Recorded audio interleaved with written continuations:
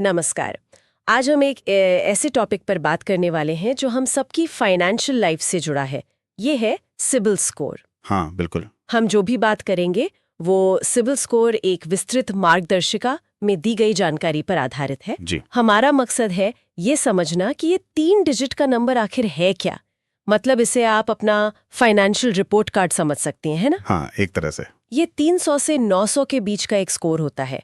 पर कमाल की बात यह है कि यही छोटा सा नंबर तय करता है कि आपको लोन मिलेगा या नहीं, क्रेडिट कार्ड मिलेगा या नहीं। और मिलेगा तो किन शर्तों पर मिलेगा? हाँ, बिल्कुल। तो चलिए इसे खोलकर समझते हैं जरा। जरूर।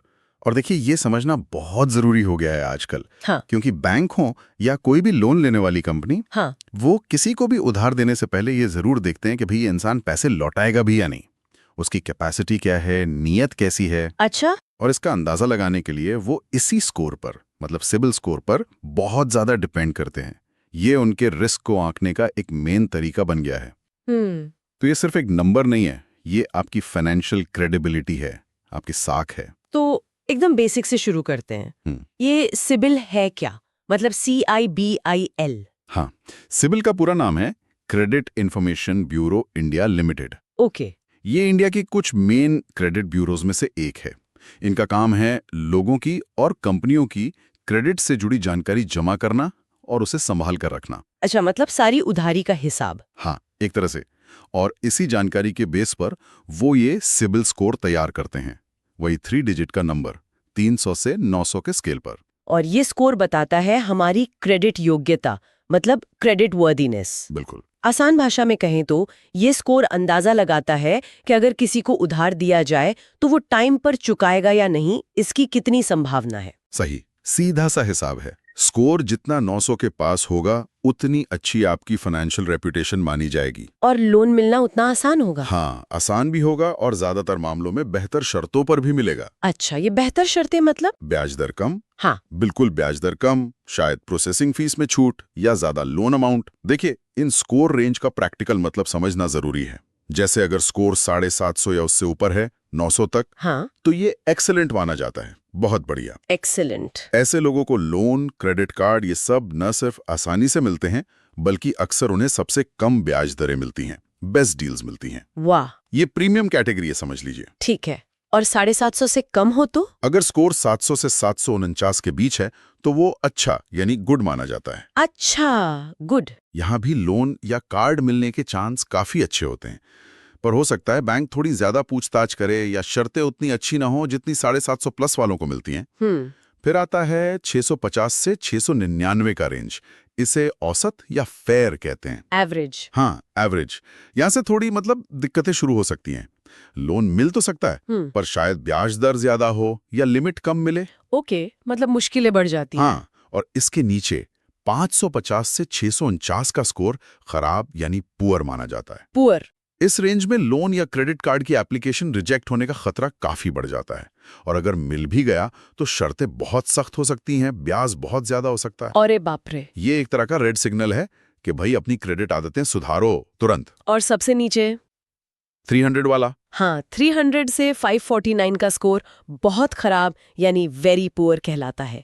इस स्कोर के साथ तो कोई अनसिक्योर्ड लोन जैसे पर्सनल लोन या क्रेडिट कार्ड मिलना लगभग नामुमकिन है। बाप रे। यहाँ दिलचस्प बात यह है कि बैंक इन नंबरों को सीधे सीधे रिस्क से जोड़ते हैं। अच्छा। कैसे?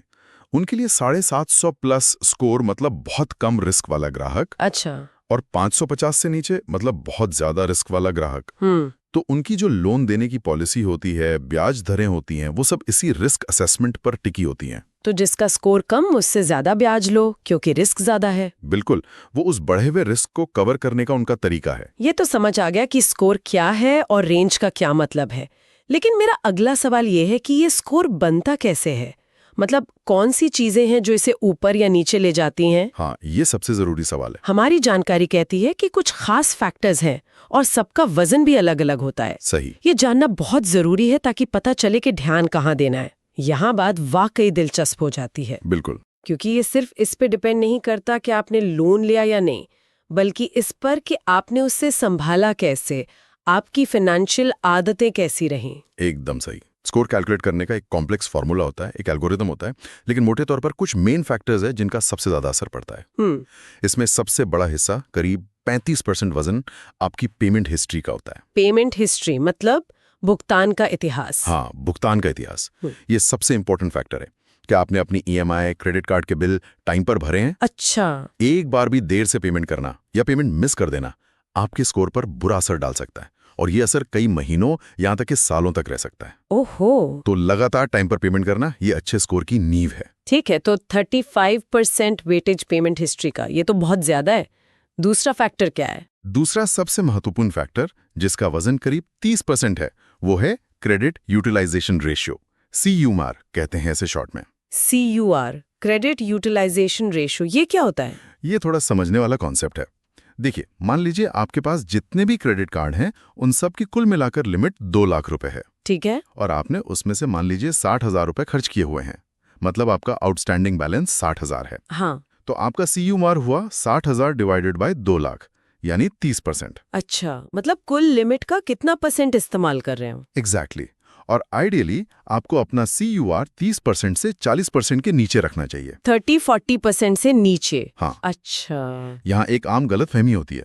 लोग सोचते हैं कि अगर वो हर महीने बिल पूरा टाइम पर भर देते हैं तो इससे फर्क नहीं पड़ता कि उन्होंने लिमिट का कितना इस्तेमाल किया। हाँ, मुझे भी ऐसा ही लगता था। लेकिन ऐसा नहीं है। अगर आप लगातार अपनी लिमिट का बहुत बड़ा हिस्सा यूज करते हैं, मान लिए 70-80%, भले आप टाइम पर पूरा चुका दें, बैंक से भी थोड़ा रिस्की मान सकते हैं। उन्हें लगता है कि शायद आप अपनी इनकम के बहुत करीब जी रहे हैं, मतलब ज्यादा बचत नहीं है, और कोई इमरजेंसी आ गई तो शायद पेमेंट चूक जाए। अरे, ये तो मैंने सोचा ही नहीं था। हाँ, तो कम CUR बनाए रखना भी बहुत जरूरी है, 30% के आसपास या उससे कम। ये CUR वाली बात तो वाकई बहुत महत्वपूर्ण है, और शायद लोग इस पर कम ध्यान देते होंगे। बिल्कुल। एक छोटी सी टिप यहाँ ये है कि क्रेडिट कार्ड का बिल बनने की जो तारीख होती है, स्टेटमेंट डेट, हाँ, उससे पहले ही अगर आप कुछ पेमेंट कर दें तो स्टेटमेंट में जो बैलेंस रिपोर्ट होगा वो कम होगा।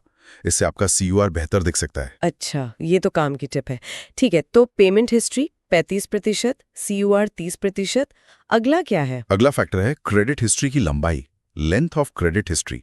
इसका वजन करीब 15% है। क्रेडिट हिस्ट्री की लंबाई मतलब कितने पुराने हैं हम क्रेडिट की दुनिया में? हाँ, आप कितने टाइम से क्रेडिट यूज कर रहे हैं, आपका सबसे पुराना लोन या कार्ड अकाउंट कितना पुराना है, आपके सारे अकाउंट्स की एवरेज उम्र क्या है, ये सब देखा जाता है।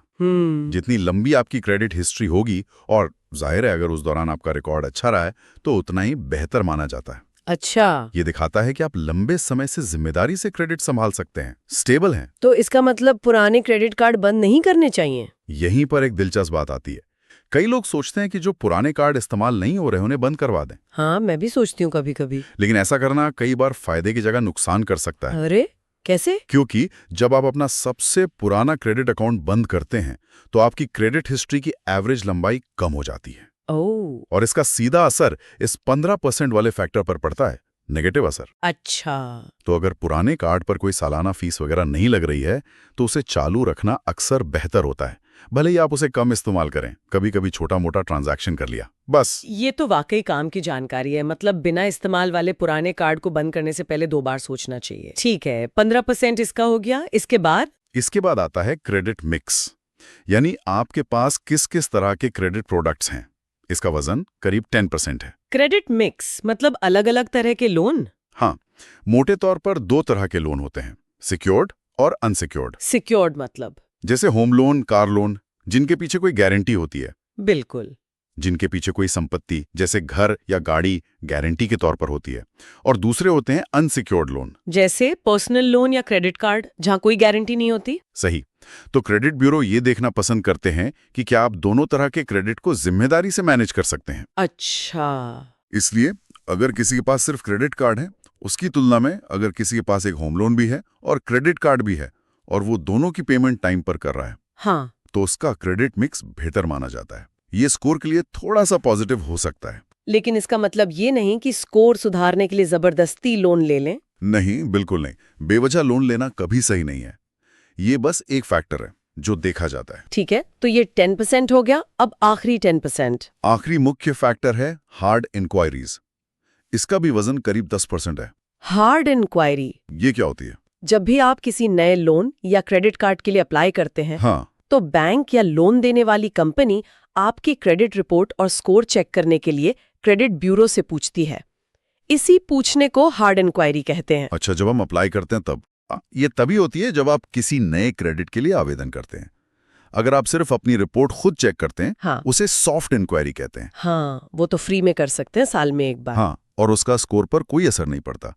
ये बहुत कॉमन गलतफहमी है कि अपना स्कोर देखने से स्कोर कम हो जाता है। ऐसा बिल्कुल नहीं है। अच्छा, ये क्लियर हो गया। लेकिन अगर आप बहुत कम टाइम में, जैसे कुछ हफ्तों या महीनों में ही बहुत सारे लोन या क्रेडिट कार्ड के लिए अप्लाई कर देते हैं, तो आपकी रिपोर्ट में बहुत सारी हार्ड इंक्वायरीज देखती हैं।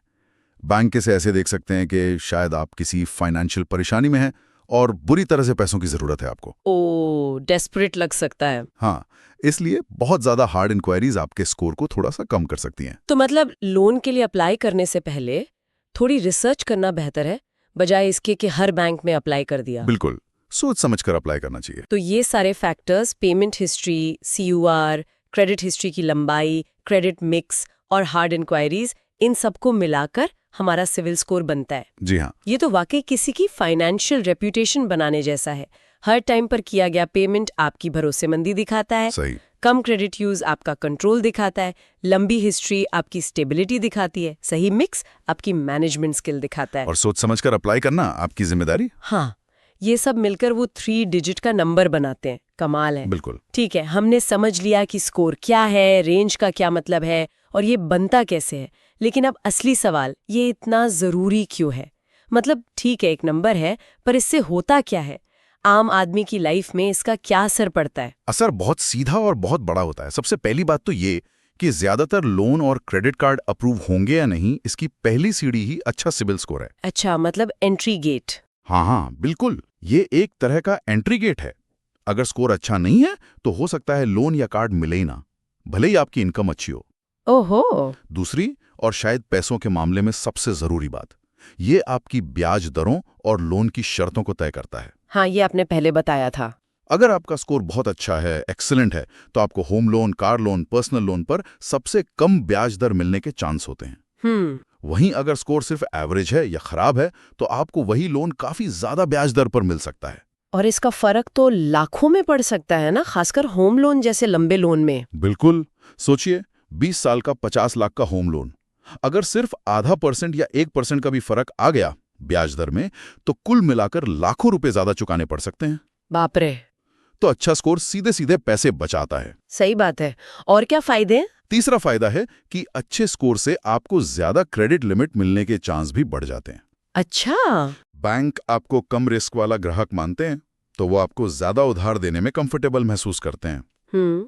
और ज्यादा लिमिट से CR कम रखने में भी मदद मिल सकती है। हाँ, अगर आप खर्च पर कंट्रोल रखें तो। और चौथा फायदा है तुरंत मंजूरी, इंस्टेंट अप्रूवल। अच्छा, वो जो प्री अप्रूव्ड ऑफर्स आते हैं? हाँ, बिल्कुल। आजकल बहुत से बैंकों और फिनटेक कंपनियों से प्री अप्रूव्ड लोन या क्रेडिट कार्ड के ऑफर आते हैं ना। आते हैं। वो ज्यादातर उन्हीं लोगों को मिलते हैं जिनका सिबिल स्कोर और क्रेडिट प्रोफाइल बहुत अच्छा होता है। अच्छे स्कोर से लोन या कार्ड मिलने का प्रोसेस तेज और आसान हो जाता है। तो अगर हम इसे बड़ी पिक्चर में देखें, तो सिबिल स्कोर सिर्फ एक नंबर नहीं है, ये आपके फाइनेंशियल हेल्थ का एक बहुत जरूरी इंडिकेटर है। सही।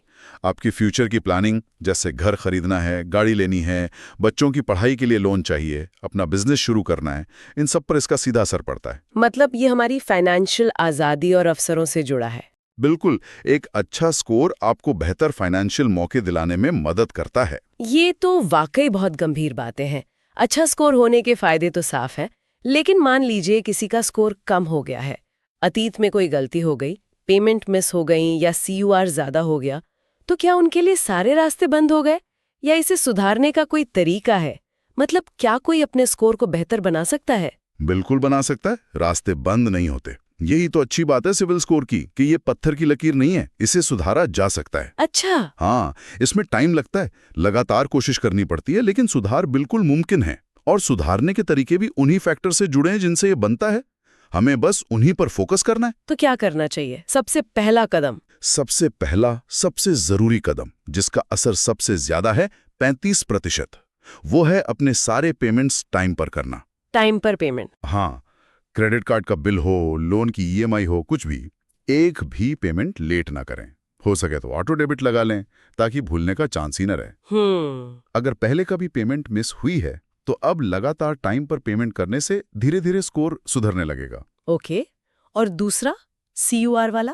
हाँ, दूसरा बड़ा कदम है अपने क्रेडिट यूटिलाइजेशन रेशियो CUR को कम रखना।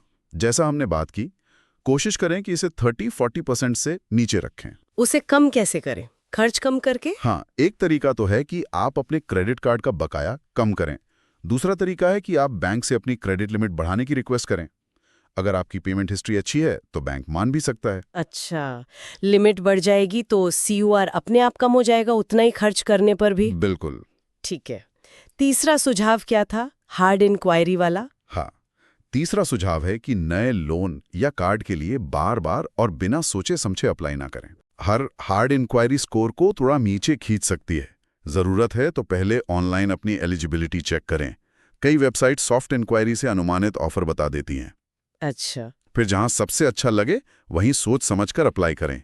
हर जगह अप्लाई करने से बचें। ठीक है। चौथा पॉइंट था पुराने अकाउंट्स बंद ना करने वाला। हाँ। चौथा, अपने पुराने क्रेडिट अकाउंट्स, खासकर जिनका रिकॉर्ड अच्छा है, उन्हें बेवजह बंद न करें। जैसा हमने डिस्कस किया, ये आपकी क्रेडिट हिस्ट्री की लंबाई बनाए रखने में मदद करते हैं। ओके। इससे आपकी प्रोफाइल स्टेबल लगती है। और पांचवा और बेहद जरूरी कदम है रेगुलरली अपनी क्रेडिट रिपोर्ट चेक करना। हाँ, वो फ्री वाली रिपोर्ट। जी, कानूनन आप हर साल सभी बड़े credit bureau CIBIL, Equifax, Experian, CRIF Highmark सबसे एक बार फ्री में अपनी पूरी क्रेडिट रिपोर्ट ले सकते हैं। सिबिल की वेबसाइट पर जाकर पैन कार्ड और कुछ डिटेल्स देकर ये आसानी से मिल जाती है। और रिपोर्ट में क्या देखना है? रिपोर्ट को ध्यान से पढ़िए, देखिए सारी जानकारी सही है या नहीं। कोई ऐसा लोन या कार्ड तो नहीं दिख रहा जो आपने लिया ही नहीं। अरे, ऐसा भी होता है? हाँ, कभी कभी गलतियां हो जाती हैं, या फिर कोई पेमेंट आपने टाइम पर की थी लेकिन रिपोर्ट में लेट पेमेंट दिख रहा हो। ओहो। ऐसी गलतियां आपके स्कोर को बिना वजह कम कर सकती हैं। अगर कोई भी गलती दिखे तो तुरंत क्रेडिट ब्यूरो में डिस्प्यूट फाइल करें, उसे ठीक करवाने के लिए। इसका एक प्रॉपर प्रोसेस होता है। अच्छा। तो अपनी रिपोर्ट को साफ सुथरा रखना भी जरूरी है। बिल्कुल। ये स्कोर सुधारने का एक अहम हिस्सा है। और छठा पॉइंट, क्रेडिट मिक्स वाला? हाँ, छठा है कि समय के साथ सिक्योर्ड और अनसिक्योर्ड लोन का एक हेल्दी मिक्स बनाने की कोशिश करें। अगर आपके पास सिर्फ क्रेडिट कार्ड है तो भविष्य में जरूरत पड़ने पर कोई छोटा सिक्योर्ड लोन लेना और उसे टाइम पर चुकाना आपके मिक्स को बेहतर बना सकता है। लेकिन फिर वही बात, सिर्फ स्कोर के लिए लोन ना लें। जरूरत हो तभी। जी। ये सारे कदम तो बहुत प्रैक्टिकल लग रहे हैं, लेकिन हाँ, ये याद रखना जरूरी है कि स्कोर सुधारना कोई जादू नहीं है, इसमें टाइम लगेगा। बिल्कुल, ये मैराथन है, स्प्रिंट नहीं। कुछ महीने या शायद साल भर भी लग सकता है। क्रेडिट रिपोर्ट आपके पिछले कई सालों का रिकॉर्ड होती है। तो रातों रात चमत्कार की उम्मीद न करें, बस अच्छी आदतें बनाए रखें। सही, धैर्य और अनुशासन से स्कोर जरूर सुधरता है। तो कुल मिलाकर आज की इस चर्चा से ये बात तो एकदम साफ हो गई कि सिबिल स्कोर सिर्फ एक 3 डिजिट का नंबर नहीं है, ये हमारे फाइनेंशियल लाइफ का एक बहुत ही इम्पोर्टेंट हिस्सा है। बिल्कुल। ये हमारी क्रेडिट आदतों का आईना है। हम बिल टाइम पर देते हैं या नहीं, उधार कितना इस्तेमाल करते हैं, हमारी हिस्ट्री कैसी है, हम कितने सोच समझकर नए लोन के लिए अप्लाई करते हैं, ये सब मिलकर इसे बनाते हैं। हाँ। और इसका सीधा असर हमारी लोन लेने की ताकत पर, ब्याज दरों पर, क्रेडिट लिमिट पर और भविष्य के फाइनेंशियल मौकों पर पड़ता है। सही कहा। इसे नजरअंदाज करना मतलब अपने फाइनेंशियल फ्यूचर को खतरे में डालने जैसा हो सकता है। बिल्कुल। और देखिए, ये जानकारी सिर्फ तब काम नहीं आती जब हमें लोन चाहिए होता है। ये एक बड़ा सवाल खड़ा करती है। हाँ। कि क्या अपने सिबिल स्कोर को जानना, उसे ट्रैक करना, उसे बेहतर बनाने की कोशिश करना हमारे रोजमर्रा के फाइनेंशियल फैसलों को बदल सकता है? मतलब क्या हम क्रेडिट कार्ड से फालतू खर्च करने से पहले या कोई छोटा मोटा बाय नाउ पे लेटर वाला लोन लेने से पहले 2 बार सोचेंगे, ये जानते हुए कि इसका हमारे स्कोर पर असर पड़ सकता है? क्या यह हमें ज्यादा डिसिप्लिन बनाएगा? ये तो सोचने वाली बात है। शायद हाँ। और दूसरी तरफ, क्या ये ट्रांसपेरेंसी, ये जानना कि हमारा स्कोर क्या है, बैंक हमें कैसे देख रहे हैं, हमें बैंकों के साथ डील करते समय ज्यादा कॉन्फिडेंट, ज्यादा सशक्त नहीं बनाती? हाँ बिल्कुल, जैसे लोन की शर्तों पर मोलभाव करने में या कोई गलती ठीक करवाने में। एग्जैक्टली। तो मेरे ख्याल से सिबिल स्कोर को समझना सिर्फ लोन पाने का जुगाड़ नहीं है, बल्कि ये फाइनेंशियल लिटरेसी और एम्पावरमेंट की तरफ एक बहुत बड़ा कदम है। ये हमें अपनी फाइनेंशियल लाइफ का कंट्रोल अपने हाथ में लेने में मदद करता है। निश्चित रूप से ये बहुत जरूरी बातें हैं और अमल में लाने लायक है। उम्मीद है इस चर्चा से सिबिल स्कोर की दुनिया को समझने में मदद मिली होगी और इसे मैनेज करने के लिए कुछ ठोस तरीके भी पता चले होंगे। उम्मीद तो यही है। फाइनेंशियल रूप से जागरूक और मजबूत बनना एक सफर है और ये जानकारी उस सफर में एक जरूरी पड़ाव है। इस ज्ञानवर्धक चर्चा में शामिल होने के लिए धन्यवाद। धन्यवाद।